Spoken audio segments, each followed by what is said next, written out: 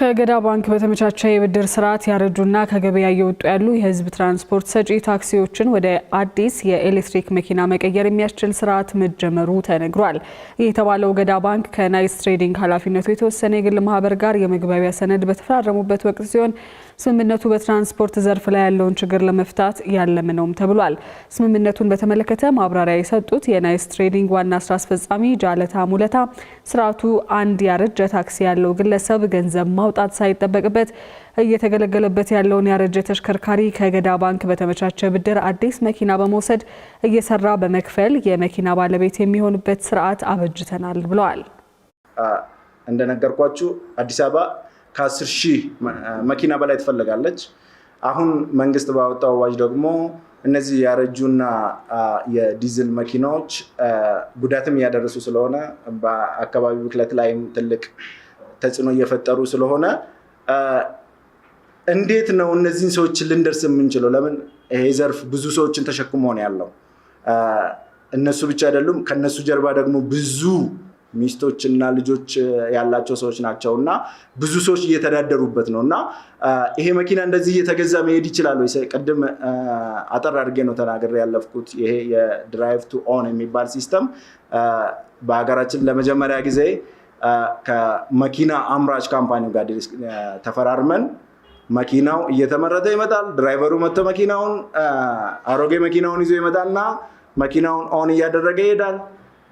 መኪናውን ከሰጠነው በኋላ መኪናውን እየነዳ እየኖረ የመኪናውን ዕዳ እየከፈለ መኪናውን ኦን እያደረገ ይሄዳል። መኪና በመግዛት አዲስ አበባ የምትፈልገው ሰክሰስ ላይ መድረስ ስለማንችል አክለውም ካለው የትራንስፖርት ችግር አንጻር ለትራንስፖርት ተጠቃሚዎች በአነስተኛ ክፍያ ሌላ አማራጭ የሚሆን ስርዓት መሆኑን ያነሱት ታክሲ ሼሪንግ ፕላትፎርም ነው ይዘንለት የመጣ ነው። ይህ ሰውዬ ለምንድን ነው ከማያውቅ ሰው ጋር ተጠራርቶ ሼሚ የያዘው የማያውቀውን ሰው ኢንቫይት ከሚያደርግ ይሄንን ኢንቫይት የሚያደርግለት ሲስተም ማንሰራ ብለን የታክሲ ሼሪንግ ፕላትፎርም ይሰራል።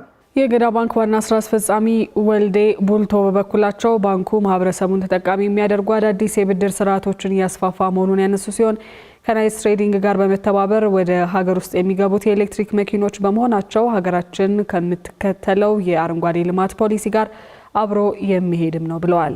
ማህበረሰቡን ያማከለ የባንክ አገልግሎት ማለት ከተለመደው የባንክ አገልግሎት ወጣ ብሎ ማህበረሰቡን የሚጠቅም ስራ ለሚሰሩ ዜጎች ወጣ ባለ መልኩ የፋይናንስ አክሰስ በመስጠት እነሱ ደግሞ ፋይናንስ አክሰስ ካገኙ በኋላ ማህበረሰቡ በሚፈልገው ደረጃ የሚያገለግሉበት ሞዴል ነው ማለት ነው። ከማህበረሰቡ አንጻር ስናይ የትራንስፖርት ችግር ከመቅረፍም ባሻገር ኢንቫይሮንሜንታሊ ፍሬንድሊ የሆነ መኪና ነው። ከጊዜው ጋር የሚሄድ የግሪን ኢንቫይሮንሜንት ጋራ በቀጥታ የሚገናኝ ፕሮጀክት ነው።